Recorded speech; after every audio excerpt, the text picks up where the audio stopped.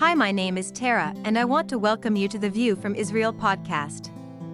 Our motto is, "The only thing necessary for the triumph of evil is for good men to do nothing." The View from Israel was born on the Black Sabbath of October 7, 2023, from the need to present valid and confirmed information to the public. Our social media hashtag is View from Israel. Our podcast is available in all major podcast directories. You can listen to it in your favorite podcast app. Our free newsletter is on Substack and comes out approximately 5 times a week. Please take note. We are not associated with any political movement or with any outside institution or company. Our entire budget comes from advertisements in our podcasts and newsletters and videos, memberships, and donations. This is the View from Israel, where we believe silence is no longer an option. We are guided by one major principle. The only thing necessary for the triumph of evil is for good men to do nothing. Now let us go to our podcast. This podcast is titled, Part 2, November 25, 2023, Rachel, Your Children Have Returned. Subtitled, Be Careful Hamas. Games based on lives will backfire on you. At 4 p.m. on Saturday evening, many eyes were on the television news, as others were out gathering in crowds, waiting for the second hostage return. It was time. The 4 p.m. deadline for the return had arrived. The cynical, or better said, those lacking trust, among us, were waiting for the other shoe to fall. And fall it did. As 7 p.m. rolled by, and no hostages, we all knew something was going on. Let me paint a picture that most news seems to live out. Entire families, who had been notified some of their loved ones would be released, were already waiting at the hospital to greet them. The entire Israeli army went back to a footing of attack in Gaza. The southern border, with Hezbollah, was put on the highest alert. The normal populace began to despair. And we all know what happens when people despair. Anger and rage come next. Once again, our psychological and emotional status were being manipulated. As individuals, as a country, and as a people united. By 9 p.m., we learned what the delay was all about. Hamas wanted more supplies, though Israel, according to the Egyptians, Qatar, the United States, and even the assholes of the International Red Cross, all admitted publicly that Israel had held up its part of the bargain. Hamas, though, thought that this was a good time to pull the rope ever more taut. They assumed that whatever demand they made, Israel would capitulate. They have good reason to assume this. In the past, Israel always capitulated when it came to hostages. MK Yuli Edelstein tweeted about the situation, saying, "There is a fundamental Arabic value, translated as, patience is the key to victory. They have patience, but so do we. They will try to stretch the rope, but we will decide when it is time to tear the rope. They will try to play with us, and we will respond at the right time and in the right way for us. Carefully, resolutely. Every step is calculated forward, until everyone is here. Until victory." Among the 13 released, along with another 4 workers from Thailand, who are being released under a separate deal, are many stories. Some of the poignant are as follows. Shiri Weiss, 53, and her daughter, Noga, 18, were kidnapped to Gaza from their Be'eri home on October 7.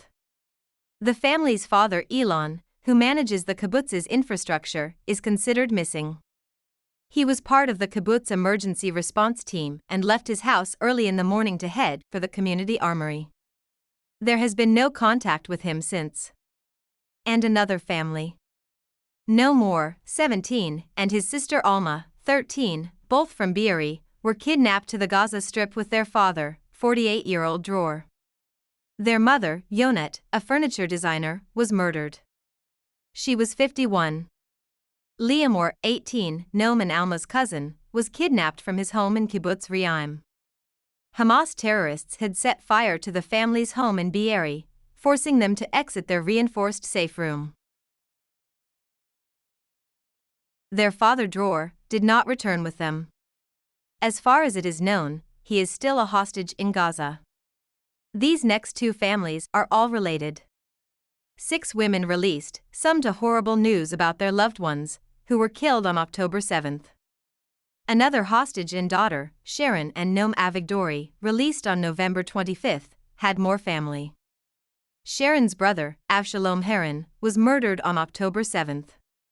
He was 66. His wife, Shoshan Haran, 67, and her daughter, Adi Shoam, 38, and Adi's 2 children, Yahel, 3, and Nave, 8. All pictured in the newsletter edition, were released.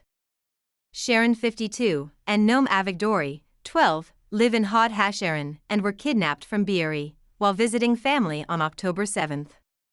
They are related to the above-mentioned Haran and Shoam family, who were also released. 2 days ago, a video was released of an interview with an Israeli spokesperson, Eilan Levy, and Sky News.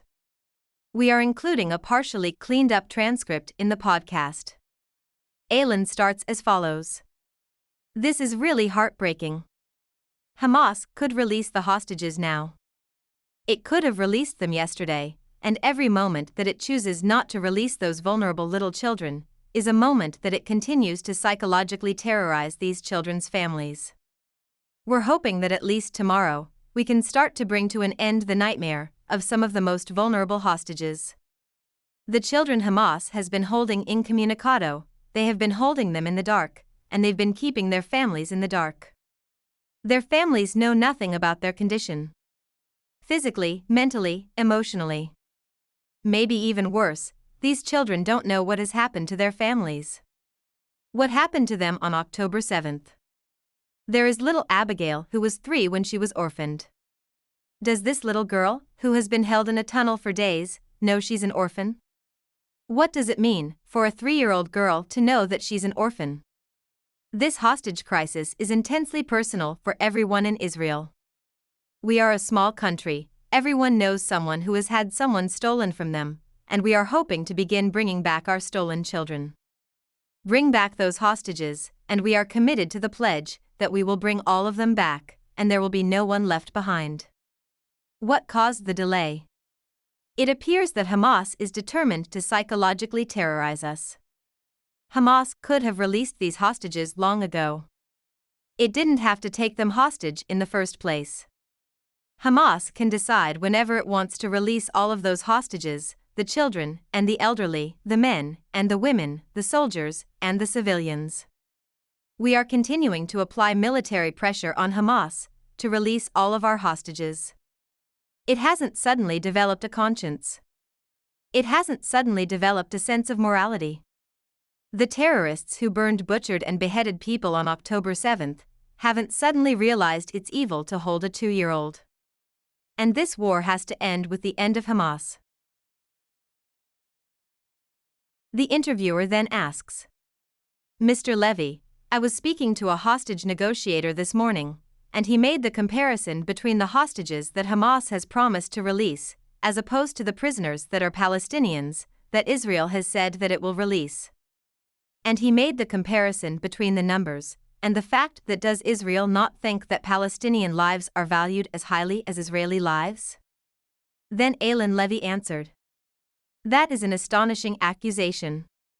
If we could release one prisoner for everyone hostage, we would obviously do that. We're operating in horrific circumstances. We're not choosing to release those prisoners who have blood on their hands. We are talking about people who have been convicted of stabbing and shooting attacks. Notice the question of proportionality doesn't interest Palestinian supporters when they were able to get more of their prisoners out. But really it is outrageous to suggest that the fact that we are willing to release prisoners who are convicted of terrorism offenses, more of them than we are getting our own innocent children back, somehow suggests that we don't care about Palestinian lives.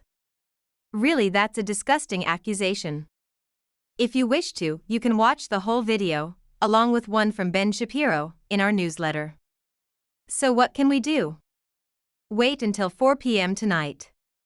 Wait and see what trick Hamas will try and pull now. There is a warning here. Pull that rope too much, and it will break. The law of physics demands it. Pull that rope too much, Hamas, and watch what happens. Maybe even though that now half of Gaza is in rubble, you, Hamas, still did not get the message. There is no world, no universe, no tunnel, where any of you can hide. It is really that simple. Thank you for listening. Once again, our podcast is available in all major podcast directories. You can listen to it in your favorite podcast app, and soon on our YouTube channel. Our free newsletter is on Substack, and comes out approximately 5 times a week. Either use the links in our profile here, or just go to substack.com and search for The View from Israel. You can subscribe via an email address. It is totally free. There is no paywall. Please consider subscribing, giving us a like, and sharing this podcast and our newsletter with your friends. All donations and memberships are greatly appreciated. If you wish to advertise with us, in our podcast, or in our newsletter, please contact us at advertise@viewfromisrael.com. Please take note. We are not associated with any political movement or with any outside institution or company. Our entire budget comes from advertisements in our podcasts and videos, and newsletters, and memberships, and donations. This is The View from Israel, where we believe silence is no longer an option. We are guided by one major principle. The only thing necessary for the triumph of evil is for good men to do nothing. Have a wonderful day.